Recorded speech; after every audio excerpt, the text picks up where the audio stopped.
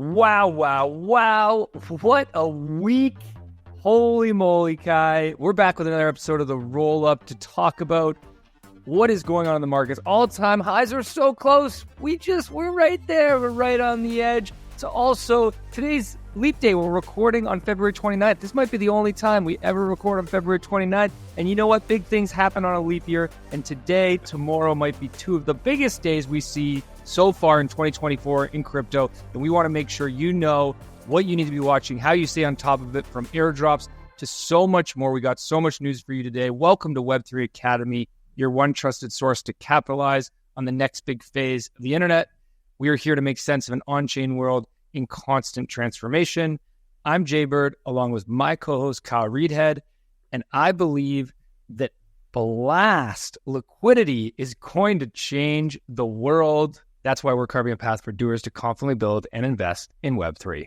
Jay, I've been smiling all week, really, about the starting of this episode where you asked me how the prices are doing of Bitcoin, Ethereum, and Solana. I can't wait to go through that. So we will, of course, cover that and why it's all happening in the Market Watch section. But we have tons of great news in terms of Uniswap launching their fee share to token holders. Well, sorry, not launching a proposal to potentially have this happen. We're going to cover that, some good analysis that's going on there. As you mentioned, Blast goes live today as we record in a couple hours from now, actually. So we'll cover everything going on there. We've got some big news in the marketplace world with Magic Eden, Yuga Labs, as well as VanEck getting into the NFT marketplace world. Social media in Web3 is popping off with Lens going permissionless. Coinbase is down. Well, was down yesterday, which is a big signal in every cycle. So if you're new to the cycle, we'll tell you what that is and just so much more. We almost had to record 2 roll-ups this week, but instead we are going to just try and jam pack it all into one. And speaking of that, you might have also noticed there was no Market Watch episode this week. And I just want to announce that there's not going to be a Market Watch episode for the next couple weeks, actually. Jay and I are cooking up something real big. We can't tell you what that is right now, but we hope to be able to tell you what it is very soon. But it's taking up a lot of my time and attention, so I just need to put my energy there for a moment and just sit back on the Market Watch episodes. I know you guys love those, but we'll get those back in just a few weeks' time, I promise. Just give us a little bit of time. We will be making an announcement in the coming weeks, something that's going to impact and help all of you, we hope, and then we'll get the Market Watch episodes back as well. Web3 Academy's cooking. The markets are cooking. Let's jump into Market Watch to start off. Kai, what is going on in the markets? Start off with Bitcoin. Well, forget about the daily numbers, but we're just going to go to the weekly numbers because that's what really matters right now, because we have had just multiple days in a row of just massive green candles. Bitcoin is up 19.6% in the last week. Just going to leave it at that. It's just absolutely nuts. Jesus. And actually, yesterday was a wild day. For anyone, this is Wednesday, I guess, for anyone who's listening right now. Wednesday, it went all the way up. So I think it started the day in around like 57, 58-ish. And it went all the way up to 64,000. And then like within a minute, basically went down to 60,000. I think even below that, actually doesn't show it on this chart here, but around 59 maybe even. And then now is back up to like 62,000-ish. So it's been a wild couple of days, but we're actually having one of the best months ever in history of Bitcoin in terms of a monthly candle. This February is potentially, we'll see when it closes at the end of today, potentially the biggest monthly candle in Bitcoin's history ever. So it's pretty historic. Let's fucking go. Institutional money is making a difference. Yeah. Also, volatility is real and going to be even worse in the coming months. But hey, let's go to ETH. What's going on with the price of ETH? Yeah, so ETH is up 15% on the week. So it was outperforming Bitcoin. And then yesterday, Bitcoin just was like, nope, everyone shut up. Altcoins, sit down. I still am dominating. I'm going to continue to take the lead here. But regardless, Ethereum is sitting at above 3,400, which is huge from what it was earlier this week, which I think was even below 3,000 at some point. What was that during the week? Let's see. Yeah, we were down at 29 earlier this week. So it's moving, and I think this will continue to move. So sitting at about 34.25 as we're recording right now. All right, let's go over to Solana. Solana is up. This was the one that was kind of lagging. And then actually just today, it decided that it was also going to say fuck you to the rest of the market and just rip. So it is up 8% today already and up 23% on the week. After, like I said, it was lagging a little bit. ETH and Bitcoin looked like it was just going to be the majors that were kind of showing up here. And it was quite obvious. I tweeted out, actually, I'm going to show you the next tweet here. We said Sol is still 50% from its all-time highs. Bitcoin is only 8.5%. What do you think happens next? Solana's about to melt faces. And, well, today Solana has done just that, and I think there's so much more to go. Solana is currently sitting at $128.50. Its all-time high, for those wondering, was $260. And so it's got still another 50% to go. Well, 100%. It's got a double to go from here to get back to all-time highs, whereas Bitcoin was 69. It's currently sitting at, what did I say, 60, almost 62. So Solana's going to fill that gap, and it's going to do it real quick. And let's go to total crypto market cap. Yeah, so $2 trillion means nothing anymore. We were way past that. We are sitting at $2.22 trillion. And the market in general, so the crypto total market cap up 16.6% in the last week, just bringing in billions and billions, hundreds of billions of dollars into the market in literally 7 days. That is a combination of retail starting to come back in and an institutional buying, like basically institutional FOMO. Let's call it that. Seems like up only these days, which is pretty nice for the bags. Well, the signal for every bull market. So if you were around in 2017, if you were around in 2020 and 2021 bull market, there was one thing that always happens in a bull market, especially in the early stage of the bull market, and that's Coinbase goes down. Well, if anyone was trying to use Coinbase yesterday, you couldn't. And all of your assets, it said that you owned $0 worth. So scary for those that were trying to use their favorite crypto exchange. But it was down. The CEO and founder, Brian Armstrong, tweeted out, "We are dealing with a large surge of traffic. Apologies for any issues. The team is working to remediate." This, again, happens every single cycle. This is usually a sign that the bull market is kicking off because a bunch of the people that haven't been here for the last 2 years start to flood back in and use the app, and it sort of blows up the servers for a little bit. And the team needs to kind of come in and fix that. Always a sign that the bull market is back. And we just had our first one. This will happen again. Watch. We are still, I'm going to talk about the phase of a bull market in a second. We are still very early. There's still not a ton of retail back, but the first phase is coming back. The first sort of group of retail. There will be many more. Just to give you some numbers here, last cycle, Coinbase reached something like 100 million active users. So there's 100 million users that are verified on Coinbase, a little over that. But over the last year, there's been about 10 to, I think they reached 11 million last month, or at least the last we saw in the recordings of active users. So there is so many users that are still to come back. And I think they just had their first surge of those people coming back. I should have put this tweet up. I got a text from my mom yesterday and it said, "Kyle, what's going on with Bitcoin?" And I was like, shit, I got a song right now. It's over. I tweeted it out.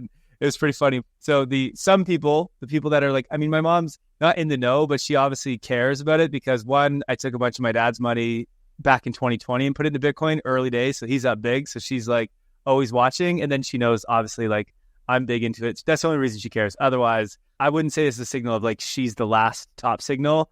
She is into it because of, family. But anyway, these are the signs you want to be looking for sure. I also saw Brian Armstrong said that they had modeled a 10x surge in traffic and load tested it. Yeah.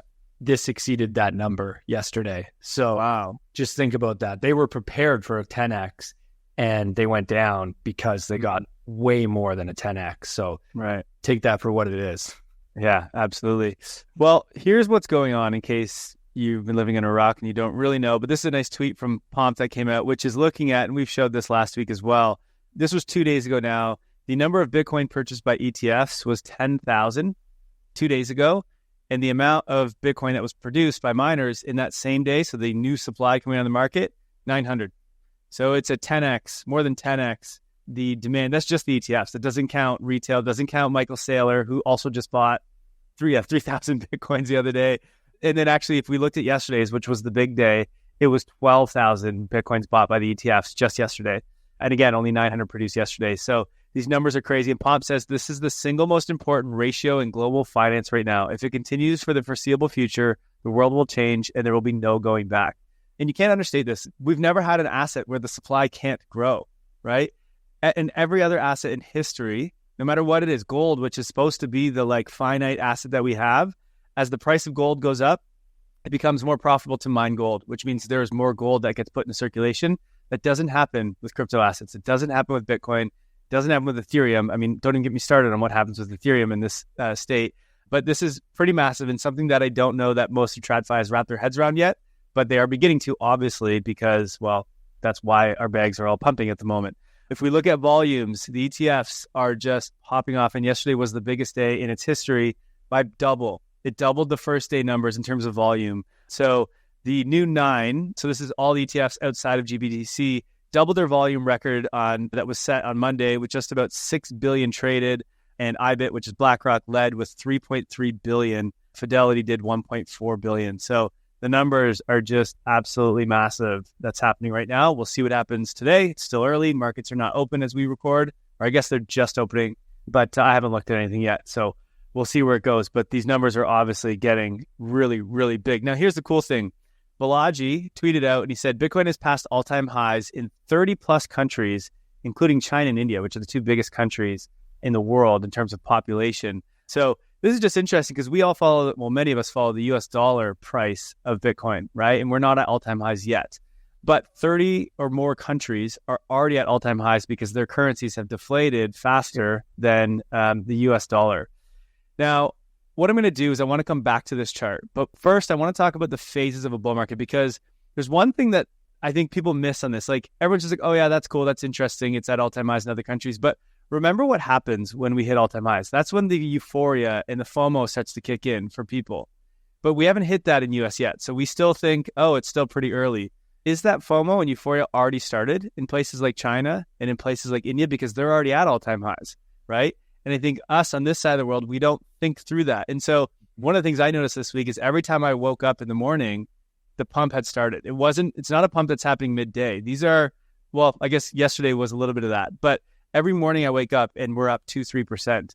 And that's China and India buying, not US, because everyone's sleeping in US and markets aren't open. And I think that this is part of what's happening. So let's talk about these the bull market phases, okay? There are 4 of them, and we just entered stage 2 of this. So let me walk through some of these and it'll help you sort of like understand where we're at in these cycles. So stage 1 is what's called the rebirth, okay? This is the exhaustion from the bear market. It still exists. Sparks of hope pop up, then fade. A few narratives arise, but are quickly killed by apathy.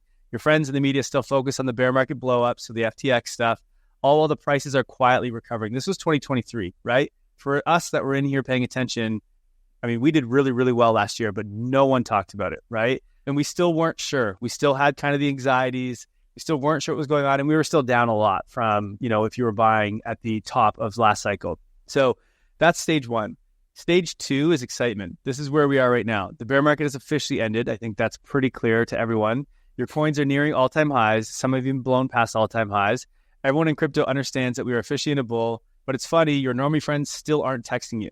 Now, I've had a few, but definitely not as many as I had in the last cycle. So we're there, but it's still not fully mainstream yet. If you talk to most people that aren't in crypto, they still don't really realize that Bitcoin is as close as it is to all-time highs. And so it's this weird combination of you're excited and you're anxious, your stack is growing, but you feel like you don't own enough coins. I get that every single day, every single morning. Your company starts hiring, you start ordering guac at Chipotle again. Life is good, all your crypto friends are winning. This is the calm before the storm. So stage 3, this is euphoria. Everything you own blows past all-time highs. There used to be a new narrative every week. Now there's a new one daily. The private markets get crazy. VCs announce $500 million funds. They skip due diligence and just race to deploy. Every week, a new company announces their $100 million raise. We are mainstream again. Forbes, Bloomberg, CNBC, they all love crypto. And then stage 4, and by the way, we're not there yet, but this is what I'm wondering is are we there in China and in India and in Japan and many of these other countries that are already at all-time highs? I don't know. I'm not in that market. So I don't live there. I don't have a lot of friends from there, so I can't say. But my assumption is yes. And one of the things that I remember is when the Permissionless conference happened in 2023, and there was also what was the one that was in, I think it was somewhere in China, or no, it was in Singapore. Oh, yeah. Same time as Permissionless. Token 249, 20. Yes. Everyone was saying at that time, bull market's on. They were kind of in stage 2 at that point, right? Because they were getting close to their all-time highs then, whereas Permissionless was still pretty what's going on? So it feels like they're ahead. And I wonder if that's what's happening right now. And then just so you guys are aware, stage 4, this is the one you want to be aware of. And this is when you want to start taking profits, which is called the disconnection stage. This stage can also be described as insanity, which you will see. It will happen soon. Well, not soon, but it will happen. Nothing makes sense anymore. You have more money than you ever thought you'd have in your life. Your friend who knows nothing about crypto launches a token. He's worth hundreds of millions overnight. A crypto person buys a sports team. Justin Bieber joins a decentralized social platform. Crypto companies spend billions on marketing, and unfortunately, none of it is real. If you're not careful, your arrogance and laziness in this stage will cause for a rough 2 next years. So those are the 4 stages of the bull market. We are just entering stage 2, which is wild because that means we're still quite early, and it matches kind of the timelines we've been saying on the show for a long, long time. But just want to prepare you to understand where this is going to go in the next little bit, which there's one more tweet I have that also helps you mentally prepare to where this is going. If you were here in the bear market, then you remember how many times people tried to call the bottom during the bear market, only for price to keep going lower and lower and lower for months and months and months until no one wanted to even try to call the bottom anymore. We just gave up. And we're like, what's happening, right? Well, the same thing happens during a bull market, except in the inverse. And that is these stages where people are already like, are we at the top? Is this it? Like, are we going to go much more? Are we going to speed up this cycle and it's going to end in just a couple of months? I don't think so. I think the same thing is going to happen to what just happened in the bear market. We're still early in stage 2, and we've got to get through a lot of craziness before we reach that crazy top. It'll happen quick when we get to that stage 4, so you got to be careful. But things are going to move a lot more than people can wrap their heads around. I remember this happening in 2021, that disconnection phase where you're just like, nothing makes sense anymore. That's when you know that, okay, things are getting too much. So we still are a long ways from that happening. Well, and it's interesting because we're definitely still in that phase of almost a disbelief that it's happened this fast. I think institutional money has really shown us the power of what's going on with the Bitcoin ETF and how fast that can push things to new highs. But we're still nowhere near the euphoria that will come.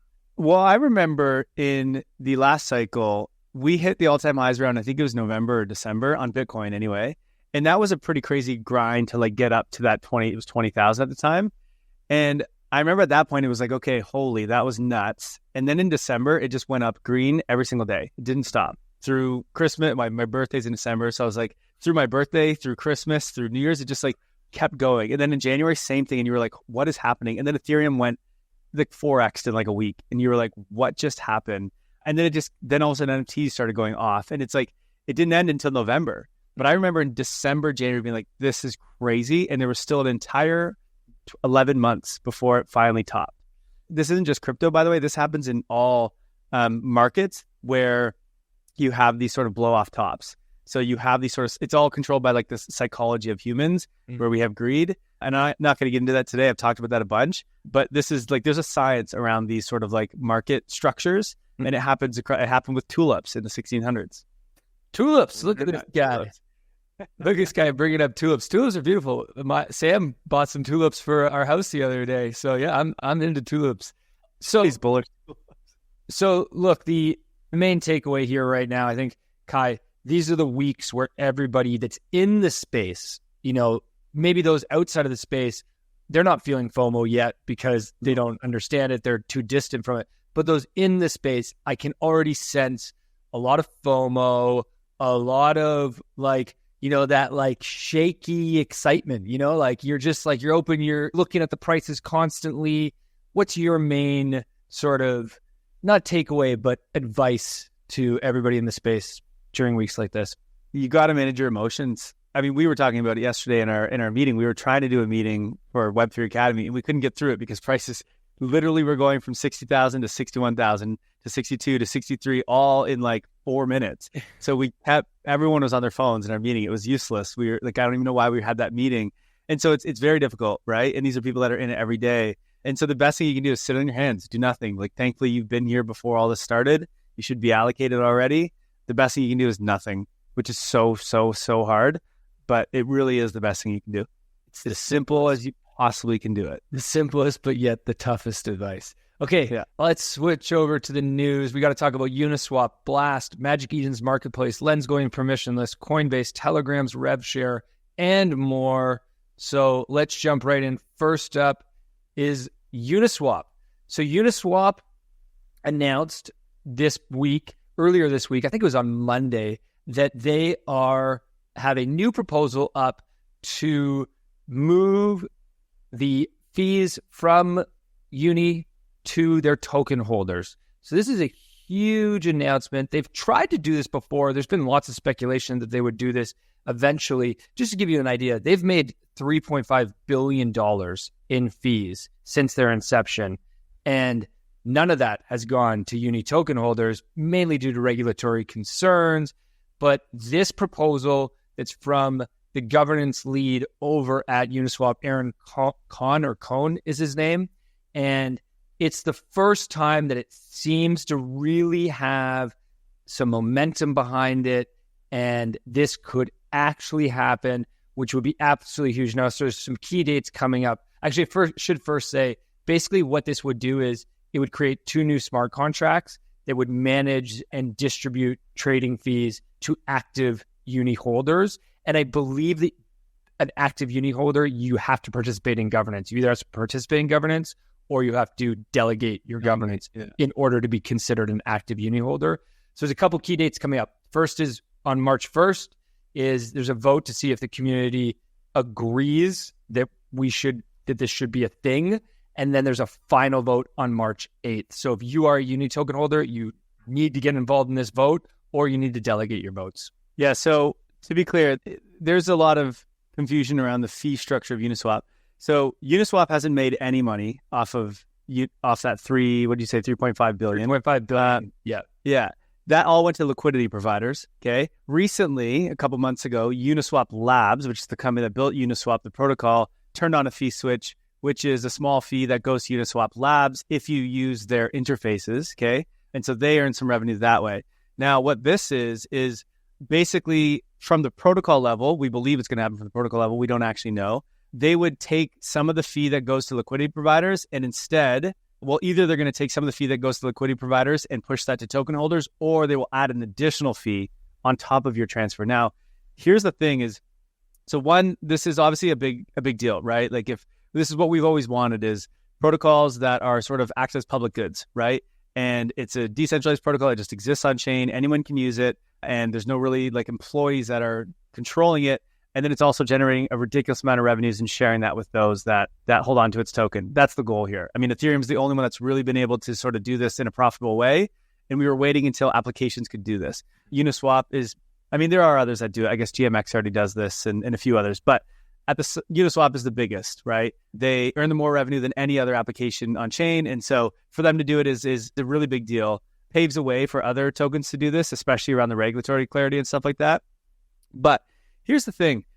I was doing some napkin math. Well, actually, I was listening to some people that were doing some napkin math on this. And here's how this actually works out. So the assumption is that they will take around somewhere between 10 and 20% of current Uni fees. Okay. And it's probably taken from the liquidity providers.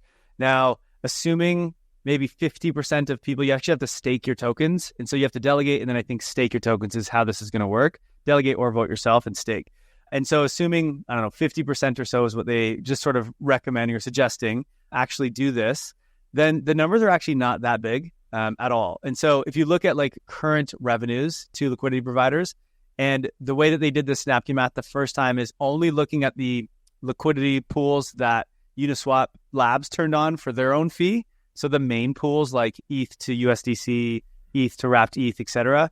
If they just did those ones and assuming the 50% rate, then you would be under 1% APY. So you'd hold the token, you'd make less than 1%, which is not that big of a deal and probably not going to make a big difference. Now, what we also looked at is if you do all of the pools on Uniswap, so this is a protocol-wide thing, and you assume the fees that Uniswap was earning back in I think it was November 2021 when it was earning its highest fees ever in a month.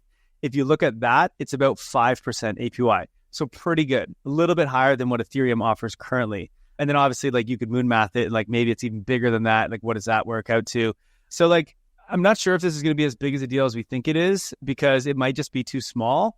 And then also if it does get really big, the interesting thing is you'll have a lot of demand for people to buy that token, which is eventually going to lower the amount you'll make, but it's going to significantly increase the price of Uni. People are already speculating on that. It went from $7 to $12 in an hour when this was originally announced. So yeah, it's going to be interesting. The other thing to think about that I don't think people have talked about is if they add an additional fee switch here, how does that impact volumes, right? Maybe now, MetaMask, for example, has an additional fee on top of the fee that you'd pay to use whatever, it's an aggregator, so whatever DEX you decide to use. And so a lot of people don't use it, right? They just go straight to the source. Well, if Uniswap adds an additional fee on top, well, now people go use, I don't know, SushiSwap or some other one instead. And so does it end up losing market share as a result? Or do liquidity providers go elsewhere because now they're not earning as much? Like, so people just immediately go, oh, fee share, like this is amazing, bullish.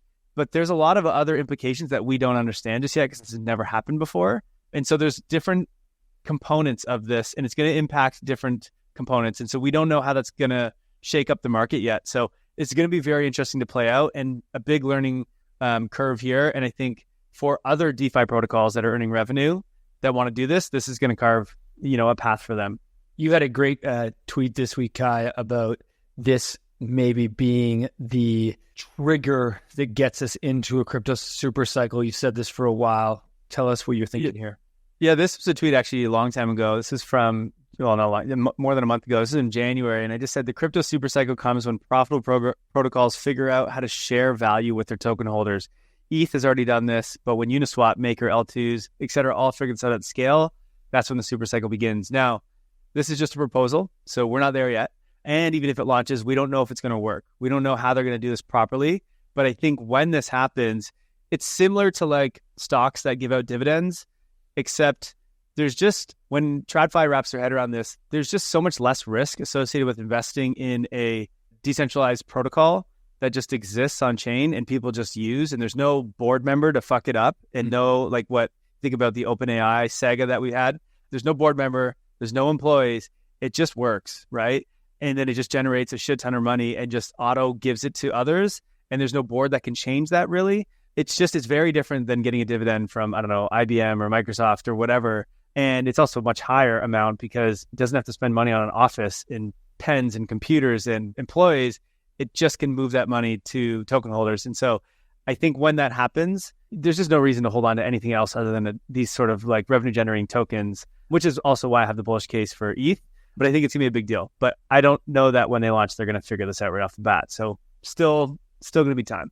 Yeah, I think you nailed it when you said this is a first step in an experiment in how to do this. And Uniswap, we all knew would lead the way. But it's been interesting to see others say that they also are following this closely. Pac-Man, the founder of Blur and Blast, said this week that he thought this was a great proposal and he's excited to see what they implement at Uniswap because he thinks that maybe this would be the path for Blur as well. I mean, so Blur doesn't have any revenue, so they got no revenue to share. So I don't know what Pac-Man's. Yeah, because they're just focused on market share right now, and there's not enough NFT trading happening anyways for them to generate much of a fee. We don't want your revenues, Pac-Man. But like you said, we just want your points. This meta of a fee share or a revenue share with token holders makes a lot of sense when somebody can figure out how to do it. Uniswap also had some other news come out this week with a couple of new features or products that they announced. What's going on here, Kai? Yeah, so just make this one quick, but they launched Uniswap extension, which is instead of, we're used to using wallets in a browser extension where you download it to your Chrome and it sort of, you click on the button and it pops up. This is using a new feature that Google Chrome and other browsers have now allowed, which is a sidebar.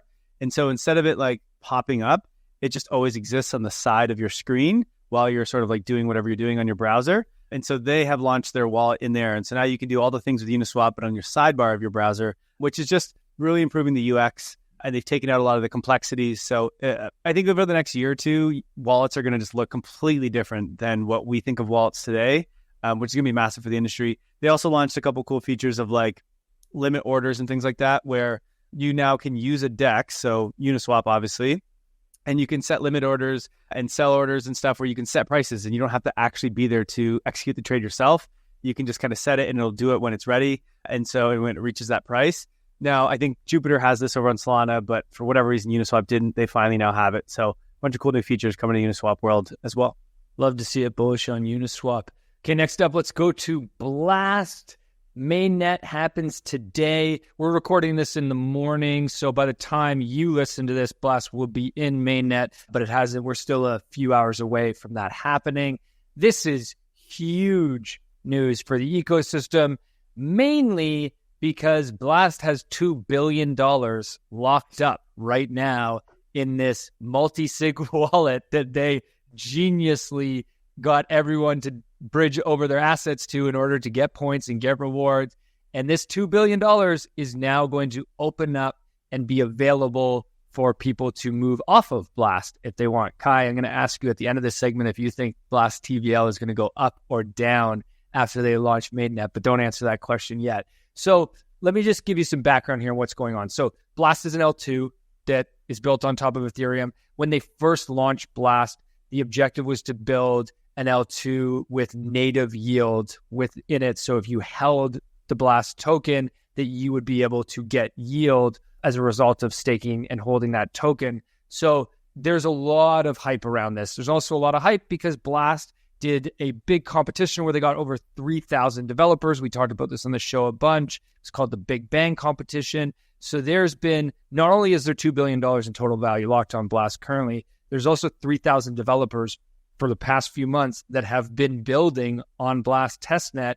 So there's going to be a lot of products, a lot of protocols, a lot of meme coins. Like you're about to just see, I don't think people fully grasp what we're about to see with Blast going mainnet. We're going to get a mini bull run, I think, over on Blast / hype cycle where everything's going to be going crazy. You're going to be seeing projects on Blast saying 100x in one day. Like get ready for your feed to just be overwhelmed. Check yourself on your FOMO and your hype cycle alert on this one, because yes, this is a big opportunity and there will definitely be lots of money to be made here, but there will also be rugs and scams. There was also already somebody who rugged Risk, I think it was called. Yeah. They rugged for like $1 million before Blast even went mainnet. They did like a pre-sale on the testnet and then rugged $1 million. So we're in a very, very dense hype cycle here. And yeah, it's going to be exciting to see.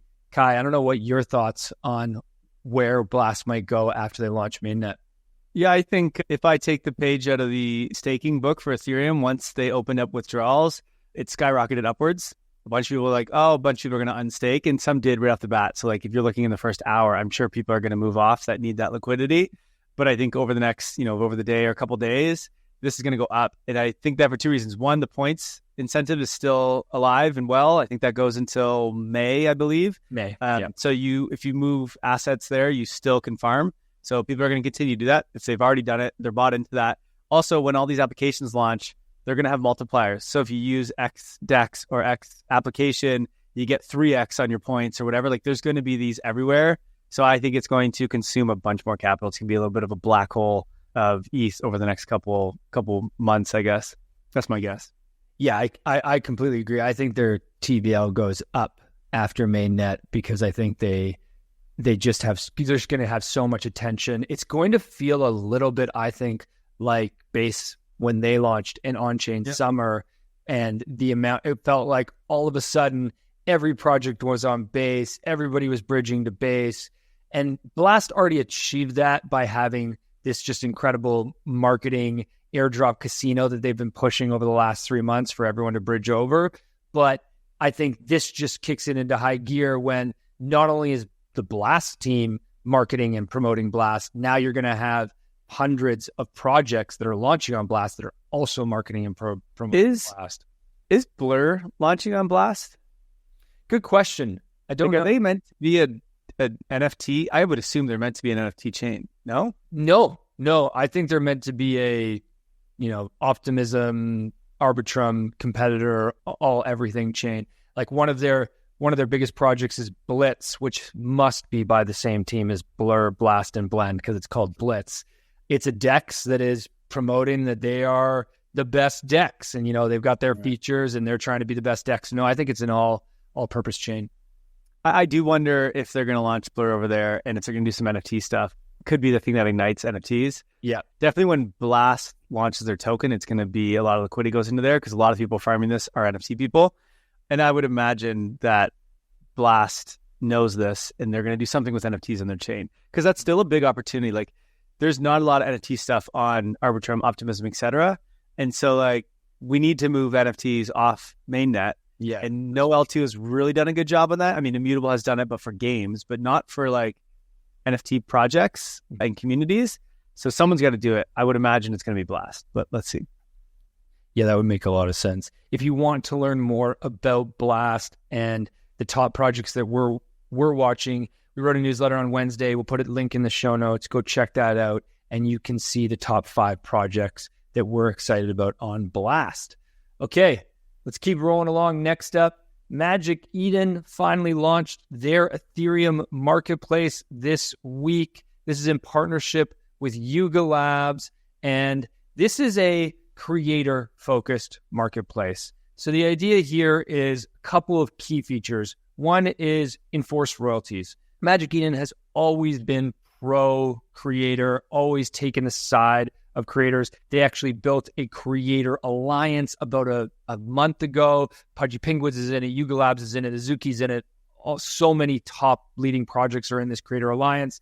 And the idea is that they want to partner with these NFT communities and be the go-to marketplace for them. Yuga obviously is the chief partner for this marketplace. The other thing for this marketplace is it's an aggregation marketplace. So they want to be the one-stop shop where you can buy all your NFTs. Magic Eden already has other chains supported. They have Bitcoin, they have Solana, and now they have Ethereum, but they also are going to list all Ethereum NFTs that are available for sale on their Ethereum marketplace. So you could go to Magic Eden and buy an NFT from anywhere. You could get the price of all NFTs all in one marketplace. So that's the other thing. Now, that being said, I'm not sure if I would assume they're only supporting creator marketplace, royalty enforcing marketplaces. So when they say their aggregation, I don't think that's every marketplace that they'll aggregate. And then the other big thing that's going on in Magic Eden right now is the diamond rewards. So Magic Eden's point system is called Diamonds. And right now, obviously, with the launch of their Ethereum marketplace, they want to attract as many NFT buyers and sellers as possible. And so they are offering diamonds on all these different boosts, where if you make offers on a collection on Magic Eden, you can get diamonds. If you list on Magic Eden, or if you buy on Magic Eden, you can get diamonds. So lots of opportunities for point farmers and airdrop farmers, because we all know, as we talked about maybe a month ago, that Magic Eden is also launching a token coming at some point. I don't actually know what the date of it is. It's called NFT token, and it is their Magic Eden's version of decentralizing, bringing in a DAO, and then also having a token to support their ecosystem. So big things coming out of Magic Eden. Now, I think the question on everybody's mind is, okay, great, they launched this marketplace. So what happened? How many people used it? How many people bought? Unfortunately, not many. So far, there have been, this tweet is a day old, so it's a little bit higher than this, but not much. There's been just over 1 million in volume on Magic Eden, and over half of that volume came from OK Dog Artifacts, which I'm not even sure what project that is. The rest of it came from Utes and Mutant Apes. So not the big splash I'm sure Magic Eden was hoping to make, but it looks similar to when Coinbase launched an NFT marketplace. You remember that? I don't even remember when that was, but didn't work out so well. I just think it's so hard to launch a new NFT marketplace, especially just another general purpose one. I get, okay, this one's got creator royalties, but like, does the market want that? I don't know. Doesn't seem so. Of course, many of us want it, but is the market actually willing to pay it? Again, doesn't seem that that's the way. The only way to really gain traction as an NFT marketplace right now is to farm, right? To basically pay people to use your platform, which is what Blur did. And at one point, LooksRare did. And if you're not going to pay people, then I don't think they're going to move. And not only that, there's just not a lot of people to pay to move at the moment. It's quite small. So yeah, hard to see what's going to go. I mean, at least Magic Eden is giving, obviously, a point system with diamonds, so they might be able to gain some traction. But I don't know. It's a tough one out there right now, I think. Even with Yuga backing you, like, Yuga just owns a bunch of collections, but I'm not sure that they can really force a bunch of people to go there. I mean, not to mention, Yuga is only enforcing royalties on their newest collections, basically anything after like mid-2022, because before mid-2022, the smart contract standard was different back then, and everybody made their smart contracts fully immutable, so you couldn't actually change. There was no royalty filter. Most of the new NFT projects have put in a royalty filter into their smart contract, so they have a little more control over protecting royalties. Right. But that didn't happen. So like Bored Apes, Mutant Apes, all the major Yuga collections are not royalty enforced. It's only the newer ones. So yeah, I don't know that it really moves much. No, the only way I think to really make a difference in the NFT marketplace really now is like to niche out, like to create something that, like we've talked about this before, of like specific marketplaces for a specific collection or a specific use case, which, I mean, Blur is the only one that separated itself from the rest. And that's because it built something specific for traders. You can't do what you can do on Blur, on OpenSea, and now Magic Eden, etc. And so they have differentiated. Otherwise, like all the others are basically the exact same. But that brings up some other news, which is VanEck, who is also has their own Bitcoin ETF and is in the works to get an ETH ETF launched as well. They actually just launched an NFT platform. Now, if you've been a subscriber to the Web3 Academy newsletter for a while, you would have heard of this already because we got an early access to this, I don't know, it was a year ago, half a year ago, whatever that was. It's called Segment. And basically what they're doing is they are offering an NFT marketplace that sort of auto splits ownership of token-backed things like watches and wine. So this is basically launching a marketplace that does something that, again, the other marketplaces don't do, which is connecting your NFT to sort of physical things and sort of allowing the ease of sharing ownership of that. So again, something very interesting, something the others don't do. So maybe it has a chance to gain some traction. But I think this is what they need. They need to differentiate and provide different use cases. Otherwise, I don't know why anyone's going to use any of these different marketplaces that are out there. Yeah. No, completely agree. But love to see VanEck and Segment launching that marketplace. I think that's short-term, not going to go very far. Long-term, huge potential in that. Yeah. I mean, we had Courtyard on the podcast maybe 6 months ago and talked about their marketplace of Pokemon cards, which is absolutely blown up and done incredibly well. So that's, real-world physical assets on chain. It just makes so much sense. Let's go to the next story. Big story from our friends over at Lens. Lens is now permissionless. So as of Wednesday this week, anybody can sign up on Lens. It's free for anybody to go and get a profile and start to use this on-chain social protocol and then the many apps that exist on top of it. Farcaster's gotten a lot of hype recently. All the attention has gone to Farcaster within the Web3 social, on-chain social world. But Lens is not far behind and is certainly trying to catch up by going permissionless. I think Farcaster went permissionless in October. Here we have Lens going permissionless as well. And obviously, look, Lens has done some great things in the background. Just give you an idea of what they've done so far. They have, let me just see these stats here, over 37 million on-chain social transactions, 5 million posts, 4.5 mirrors, which are like their retweets, 2.2 million comments, and 11 million follows. So look, not the massive numbers that Twitter or Web2 socials will be doing, but a solid start. And we're certainly bullish on on-chain social. It is the future for so many reasons connected to ownership of your profile, ownership of your social following, ownership of your on-chain social graph, which is a big step that we all need to take. So excited to see this and excited to see where this goes. Kai, I don't know, do you think that this is the start of more people getting over to Lens? Do you think Farcaster continues to dominate? Look, I think more people will go over to Lens because people think the next step is now an airdrop. And so people are going to go get their Lens profiles and probably start to do things on it because they want to farm the Lens token whenever it comes. And so, I mean, we saw, was it over 30,000 people sign up yesterday? I don't think that's necessarily 30,000 people that want to use Lens that were just waiting. If you really want to use Lens, you could get on the list. I think this is probably people who are speculating. People go where the incentives are. Not saying that they are launching a token, but here's the thing. Lens was slower to go permissionless because they have built a more complex thing than what Farcaster did. Well, I don't even want to say Farcaster. They just built it in a different way. So Farcaster doesn't have all the interactions on chain of Farcaster. Okay, just your account is on chain. That's it. But Lens has done it very differently, where everything is an NFT. Your posts, your comments, everything becomes same with your account and your account name, and you can trade it and you can collect things and you can do so much with it because everything is on chain. And so that came with a lot of complexities, which made it slower to build a good UX to then go permissionless, right? You don't want to go to permissionless until it's easy enough for people to use. Now they have apps like Hey.xyz where like You don't sign transactions. It feels like a normal app, similar to what Farcaster, similar to Twitter. And so they're both kind of in the UX have similar playing fields now, but different use cases on each. But I think the next thing is, Farcaster beat Lens in terms of getting permissionless, and I think Lens is going to beat Farcaster in terms of launching a token. That's just my guess. It just seems like the most obvious next step to how do you get growth? Well, I don't know. There's one way to get growth in Web3, launch a token. So I think that's where we're heading next, but let's see. Kudos. I mean, mega congrats to Lens, though.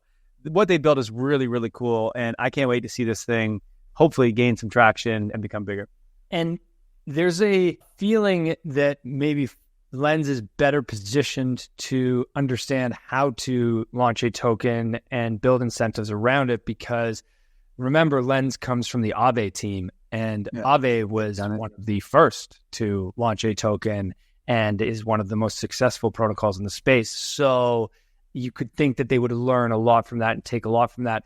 Farcaster seems to be the better at building a client-facing app, right? So they've really succeeded at that. Just give you, they come from Coinbase. They're ex-Coinbase team, right? Right. So they understand UX. Yeah. And then Lens is like, we understand like decentralized protocols. I mean, they both get it, but it's, and you can see the way they end up building was very much Farcaster focused on UX, and Lens was like decentralized protocols. So and just give you an idea of size right now.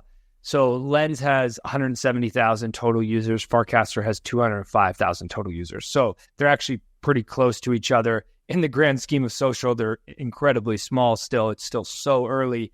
But then Lens only has 1,500 daily active users, whereas Farcaster has 30,000 daily active users. Now, this isn't a surprise. As you said, Kai, Farcaster focused on building a client-facing app that was easy to use, whereas Lens focused on building a great protocol that is a bit more complex. So, and they've been permissionless for longer, so I'm sure Lens will start to catch up. Let's see. Going to be a good race to watch. All right, next up, Coinbase said that they were going to diversify their Ethereum validators. Kai, did they do it? They did. So if you guys remember, we talked about this, I think, maybe a month ago, which was the Ethereum community kind of was sticking up for the decentralization of their network. One of the issues that we have seen is most validators are using the client Geth. Okay, I think it was like 80, you have it up here, 84% were using Geth, and the next closest was Nethermind at 8.18%. We have 7 clients, and 84% was in one. What's the point in the other 6, right? If Geth has a bug, we're all fucked. And the thing is that Coinbase, who runs a lot of validators for Ethereum, is a massive, massive player in this game, was 100% Geth. And so people started really taking to Twitter and sort of telling Coinbase, like, look, you can't do this. You need to, this is a big risk. And so in just a matter of a month, that's it, Coinbase came back out. So first of all, this has nothing to do with Coinbase, but the community in general has started to switch over. And so we're actually at 74% now. This is just in about a month. So that's really good. But Coinbase came out, if you want to bring up that tweet, Jay, and announced yesterday that we told you we were working towards diversifying the execution clients. And now we're excited to provide an update. Basically, what they've done is they have launched the ability to use Nethermind and a third one, which is called, I don't know if you want to click on the Aragon. tweets. Yeah, Aragon, that's it. And so their goal here is basically in the next month to have a large portion of those move to Nethermind. But the long-term goal is to actually diversify and have an even amount of those 3 clients in the coming months. So they're doing a massive, massive move here to sort of fix this, which is great because it all was led by the community. And I think that's really cool. Love it. Super exciting. Let's keep rolling because, oh my gosh, we still have more news to get through in this super exciting week. Telegram. This just came out before we hit record today. They are launching ad revenue share using Toncoin. Kai, this is big news. What's going on here? Yeah, so this is exactly what we want to see. So Telegram has its own wallet within Telegram. It has its own chain called, well, it's not technically its own chain, but they are the ones that built it, called Ton Chain, or called Ton, and they have Toncoin on top of that. And so now what they're doing is they're going to allow channels on Telegram to show ads, and the revenue that Telegram makes, I think they're sharing 50% of those ad revenues to those channels. And they're going to do it through their token called Ton.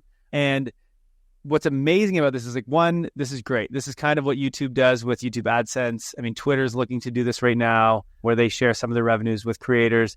50% is a massive amount, so that's really cool to see that. But what's amazing, and we've talked about this with Twitter before, is like it's such a pain to do this to people across many different countries if you're using fiat. And Telegram's is like, hey, we just need to use this one token that we have. They have their own chain to do it. And it's just so seamless and automated and programmable. So it makes it so easy. They don't need a massive team of accounts to figure this all out. It can actually happen just through automation. And they don't need to worry about all the fees of changing currencies and all that stuff. It just works. This is why I think every tech platform is going to have their own chain at some point so that they can do things like just like this. So pumped to see Telegram leading the way. And yeah, super bullish. I think X will eventually do this. Whether they use Dogecoin or something, I have no idea. But I think they're going to go this route at some point. Yeah, I think everyone will use this. Like, it's just, YouTube will do this for their creator revenue program. It's just, it is a better way to move money. There's no debate anymore. If you want to debate, come on the show. We'd love to talk to you. Okay, Airdrop'em like it's hot. We got more and more airdrops coming every week. Revenue to be made. First up, Portal Coin launched today when you guys are listening to this, and started trading early on at it was almost at 330 when it opened, and it sort of fell off a bit of a diving board down to about 260 and has been level at $2.60 since then. Look, this is a great starting point for Portal Coin. Portal Coin was the coin that got so much attention because they I wouldn't say they started the points meta by any means, but they were the first project to really step it up with the points meta and go to another level where they would give you points just for tagging their Instagram their Twitter in your Twitter post. And so everybody remembers it was a few months ago and Portal Coin was all over your feed and it actually pissed a lot of people off. And then they changed their points program. But look, here's an example of a token. This project is all in Web3 gaming. And they're kind of like ApeCoin. They want to be like the metaverse gaming token that all projects use as ERC20 token to play and use within games. But this is a project that only a few months ago started their points program. Now they've opened up their claim. Their airdrop is live, and they have a 400 million market cap. Just think about how quickly that happens and how much liquidity that brings into the ecosystem. When we talk about Blast, obviously, is going to bring $2 billion possibly in liquidity into the ecosystem, or open up that liquidity, I should say, because it's been locked up until mainnet. And now we have another 400 million coming in today as well. Pumps on pumps, just money everywhere. It's incredible to see. Yeah, and then we also had Parcel, which is it's like a real world asset. Well, it's for real estate and it's on top of Solana. We, I think, talked about this in our guide previously. They've been doing a points program for a while. They are continuing their points program, but they've now released the details of their tokenomics and have announced that in April is when the token will be launching. So we've been farming that. Congrats, you're going to be getting a token. Currently on AVO or AVO, however you say that, the Parcel token is being valued at about $1.93. That's just a predictions market, so we'll see what happens. But man, April is looking massive for tokens. It's just nonstop. I had a list. Looks like it's now been deleted, so I don't know what it is. But the Blast token is coming. That's in May. There's Parcel coming in April. Mode is coming in April.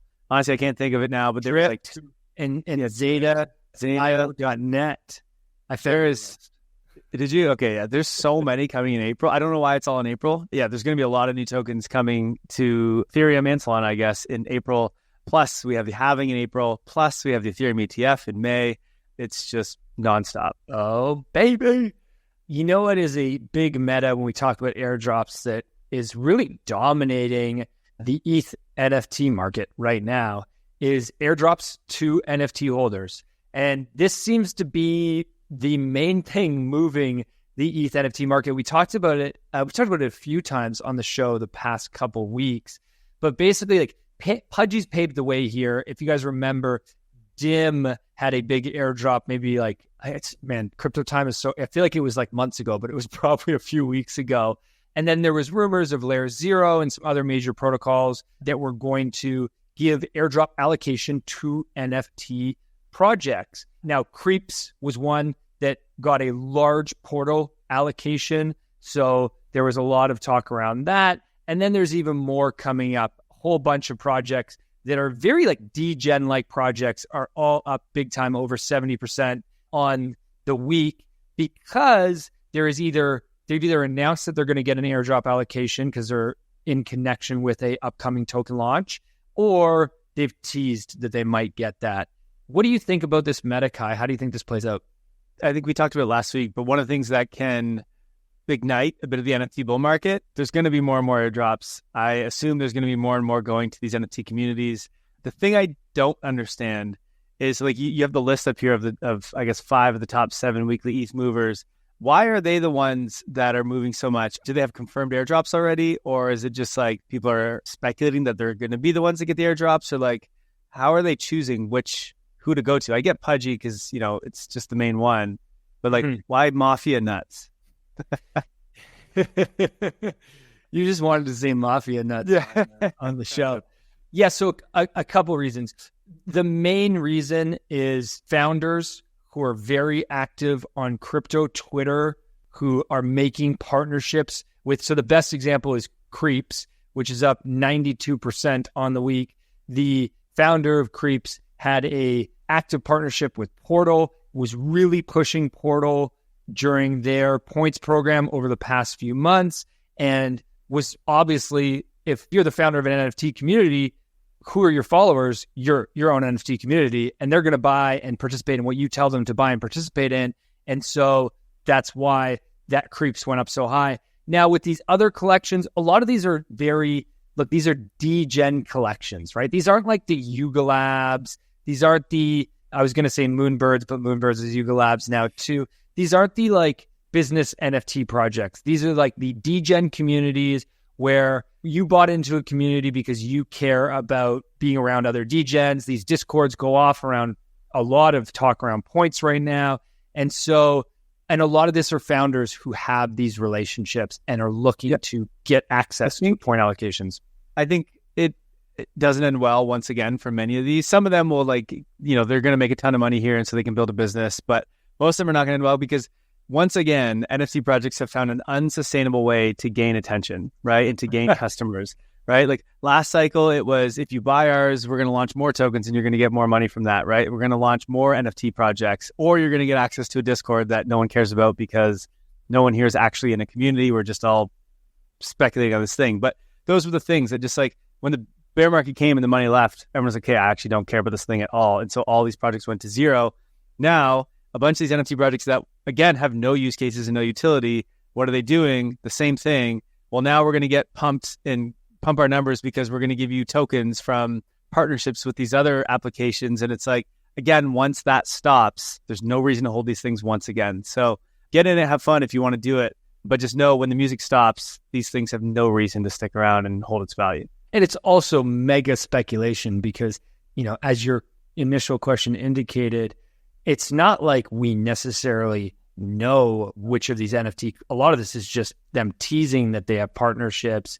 Yeah. And also, you don't even know what the allocation they're going to get is or what the upside is. This is just degenerate to the max. Okay, agree, disagree. One of our favorite segments every week where we pick a bunch of tweets and we talk about whether we agree or disagree with each one.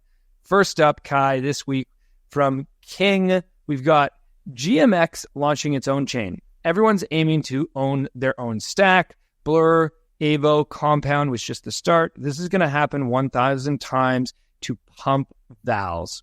Yeah, I agree. Look, I don't know that's going to happen just to pump your valuation right now that works. But just like back in the day, it worked if you just said you were a blockchain company or you were going to launch a token. That's just part of the mania phase of it all. Yeah, what we think of L2s is going to change drastically over the next year or two. Right now, we think of L2s as these sort of like general purpose things. But I think basically every app is going to be its own chain in the future, its own L2, probably not its own like L1. That would make a whole lot of sense. But this is, Cosmos got this right from the beginning. Cosmos has always been this like app chain theory where everyone will have their own chain so they can control more of the sort of UX and more of the fee sharing and fee revenue type things. You just have a lot more functionality if you own the chain, so the bottom of the tech stack, and L2s obviously allow you to do that. People aren't wrapping their heads around this yet because every L2 is very fragmented right now in terms of like liquidity stuck on one, and you got to bridge to the other, and you got to add a network to your wallet. That's not how it's going to work. In another year, maybe a year and a half, it'll all just be seamless and just work, and you won't even have to think about bridges and adding networks and things to your wallet. So as that continues to get better and better, it's also getting very easy and cheap to launch your own chain, specifically L2s. And so as that happens, I think it used to be like you launched your own smart contract with your applications. Now you will just launch your own complete chain, and they'll be able to control. Like the best example for you to wrap your head around this is like Immutable, their ZK EVM. They have their own chain, obviously this Immutable ZK EVM. And what's cool about it is they can, because they own the tech stack, they can control that if you use the Immutable passport, so their wallet, it's gasless. You don't actually have to pay any gas at all. They'll cover it for you. If you use another wallet, then you have to pay gas, right? So they can create better UX for certain things if you own the tech stack. You couldn't do that on Optimism, for example. But if you own the revenue part of it, then you can make and control how the fees all work on top of your chain. So I think every app is going to eventually every big app that has traction is going to do this. If you want to learn more about this, we had a great interview, which comes out next Tuesday with one of Polygon's co-founders, all about how Polygon is building their CDK and allowing other chains to build on tech stack, and also how they're going to bring ZK into the Ethereum ecosystem. So make sure you go check out that episode. Okay, next up from Deeb's DeFi, we've got rookies marry their bags, pros date their bags, and dump that shit when the time is right. Never let anyone make you feel bad for taking profits too early.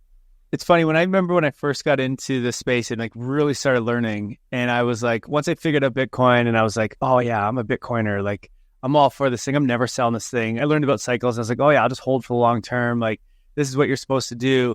And then I learned about Ethereum and kind of the same thing. I started to marry Ethereum. I was like, oh, I'm never going to sell this thing, blah, blah. But then thankfully I just kept this like curiosity and I kept learning. And so like when Solana came around, I first was like, yeah, no, this makes no sense. Ethereum's got this figured out. And then I came around and was like, oh wait, I need to dive into this. This is something real. And I did move some of my assets from Bitcoin into Ethereum and then some of my Ethereum into Solana at the right times, thankfully. But I know there's a lot of people that don't do that. They do get so tribal about their bags. And I think that's the worst thing you can do. Part of it is because people are fairly lazy. It's hard to learn new things and then to keep learning new things. Like once you've learned Bitcoin, that wasn't easy to figure out for a lot of people. So they kind of just stop there, or Ethereum. And I think you need to continue to be curious to continue to do well. I mean, the Bitcoiners that like just won't even look at Ethereum or anything else, any other token, they have missed multiples that they could have had if they moved their assets. And same with Ethereum people to Solana. So part of that is like understanding the new thing that comes, but then also it's just like when things get euphoric, you also don't want to just try to hold it all. At some point, you got to take some profits. And so that's something we're going to help you do as a pro subscriber. So make sure you are a pro subscriber so you can continue to learn that and be along on our journey on that one. Thing that stands out to me about this is that I completely agree. Don't marry your bags and be prepared to take profits and to make changes to your portfolio allocation as you go. But also don't try to date too many, because if you try to date too many, you also will spread yourself too thin. So there's a balance here that you need to strike.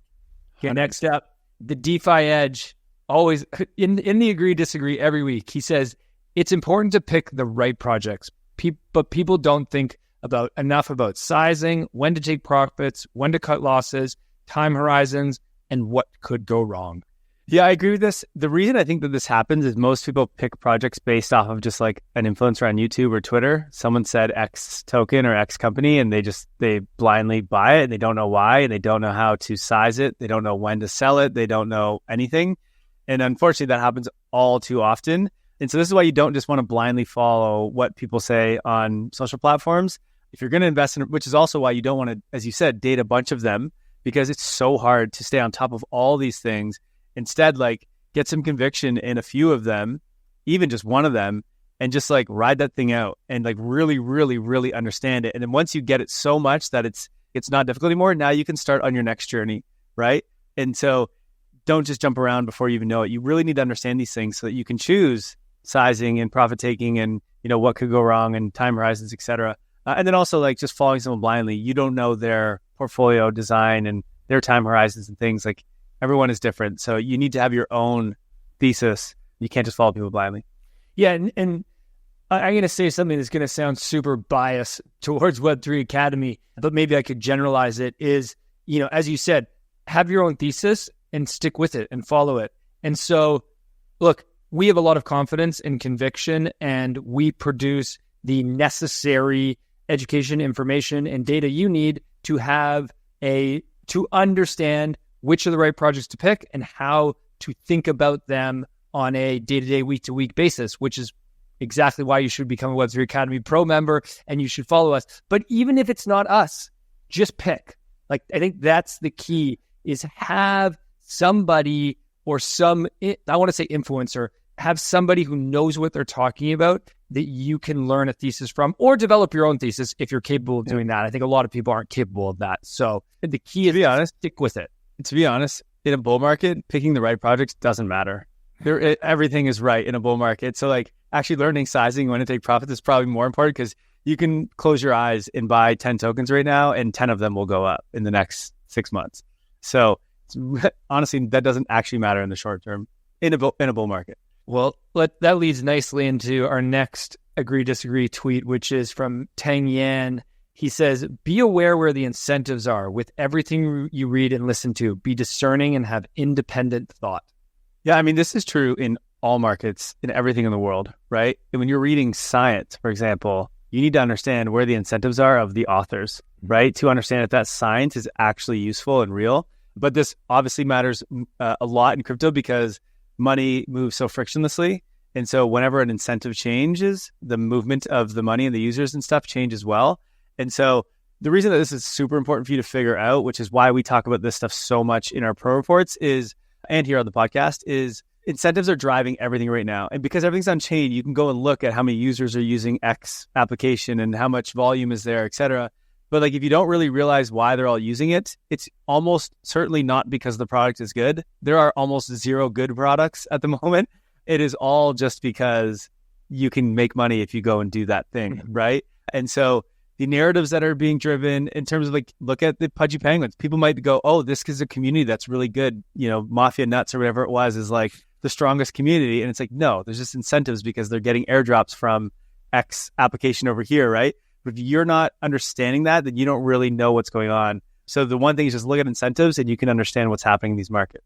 All right. Next up from Will Clement, we've got prediction. Stablecoin issuers in aggregate will become a top 5 holder of U.S. Treasuries by 2030. And then he shows a chart of current stablecoin issuance, which hit over $140 billion this week, which is closing in on all-time highs since late 2022, when it was about around 140 billion as well.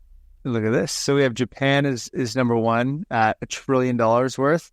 China at $780 billion worth of U.S. Treasuries. UK at almost $700 billion. And then you have Luxembourg and Cayman Islands coming up 4th and 5th. So we're currently at 150. By the way, Cayman, which is 5th, is at 323 billion. So we're only about, just under half of our way there already to be 5th, if you include all of the stablecoin issuers. So by 2030, I think that's extremely bearish. I would say we're there in 2 years. Mm-hmm. Like literally, I think we're there maybe even in the next, I don't know. I was going to say year, but let's say 2 years for sure. The thing is, I don't really know what sort of growth rate Cayman Islands, Luxembourg are. Like, are they buying a bunch of US Treasuries right now? I don't know. But I can guarantee you a lot more money is coming into stablecoins over the next 2 years. And so I think they're going to get there pretty quickly. Bullish, bullish, bullish. It's just a bullish week. It's a bullish day to celebrate the leap year, February 29th. Weird things are happening, but it's all going good in the crypto world. Kai, I forgot to ask our poll question today at the beginning of the show. I'm going to ask you, and then I'll let you answer, and our listeners can answer as well. Do you think Bitcoin hits all-time highs in March? Look, if you asked me this a week ago, I was like, not a chance, like 0% chance. I still am in the camp that there's a pullback coming. Been saying that every week since for like 3 weeks. ETF launched. Yeah, literally. So that's the crazy question.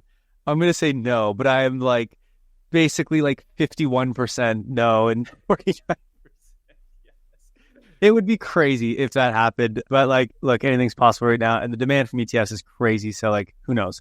But generally that does not happen. So Let us know what you think wherever you're listening in the comments, or if you're listening on Spotify, answer the poll. Do you think we'll hit all-time highs in March for Bitcoin? That's a wrap on today's episode. Everybody that's heading to ETH Denver, we wish you a great time there. The vibes are going to be incredible. Sadly, we won't be there this year, but we'll be there next year. And we are just freaking having a good time over here. And we hope you're having a good time too. Enjoy your weekend. Don't celebrate too much yet. It's still early. Just enjoy yourself. Bake a cake this weekend. Take some time away from crypto. Don't look at the prices every hour. Sit on your hands. Don't make any stupid moves. Maybe have some fun with a little bit of money, but don't do anything crazy.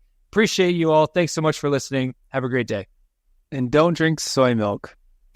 We'll tell you the story next time, folks. Thank you for listening to Web3 Academy, your one trusted source to capitalize on the next big phase of the internet. If you enjoyed this episode, please share it and subscribe or follow so that you don't miss the next one. While you're at it, there's a link in the description for our free newsletter where we provide timely and relevant Web3 insights so you can confidently build and invest in Web3. Make sure to subscribe today. One final note. This podcast is for educational purposes only, and nothing we say is financial advice. Crypto and Web3 are risky, and you should never invest more than you're willing to lose. Thank you, friends, and see you in the next one.